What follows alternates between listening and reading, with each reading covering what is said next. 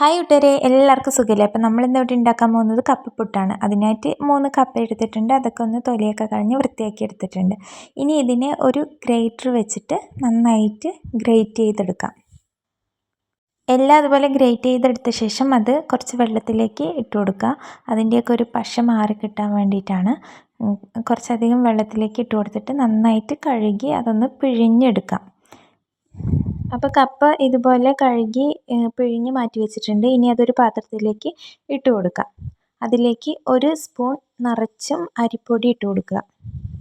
അതിലേക്ക് പാകത്തിന് ഉപ്പ് കൂടി ചേർത്ത് കൊടുത്ത ശേഷം എല്ലാം കൂടി നന്നായിട്ടൊന്ന് കുഴച്ച് കൊടുക്കാം. നന്നായി കുഴച്ച് ഇതുപോലെ ആക്കി എടുത്തിട്ടുണ്ട്.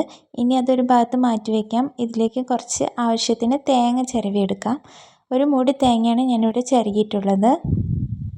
അപ്പോൾ പുട്ടുണ്ടാക്കുന്ന പാത്രത്തിലേക്ക് കുറച്ച് തേങ്ങ ഇട്ട് കൊടുത്ത ശേഷം അതിലേക്ക് കുറച്ച് കപ്പ കൂടി ഇട്ട് കൊടുത്ത് ഫില്ല് ചെയ്തിട്ട് മൂടി വെച്ച് അടച്ച ശേഷം കുക്കറിലേക്ക് വെച്ച് കൊടുക്കാം. നന്നായിട്ടൊന്ന് ആവി വരുന്ന സമയത്ത് എടുക്കാം. അപ്പോൾ അത്രയേ ഉള്ളൂ. കപ്പപ്പുട്ട് ഇവിടെ റെഡിയാണ്. അടിപൊളി ടേസ്റ്റാണ്. കപ്പയാണെന്ന് പോലും നമുക്ക് തോന്നില്ല കഴിക്കുന്ന സമയത്ത്. ഒരു പ്രത്യേക ടേസ്റ്റാണ്. അപ്പോൾ ഇതുവരെ ഇനിയും കപ്പ കൊണ്ട് പുട്ടൊന്നും ഉണ്ടാക്കി നോക്കാത്തവർ അതൊന്ന് ട്രൈ ചെയ്ത് നോക്കുക.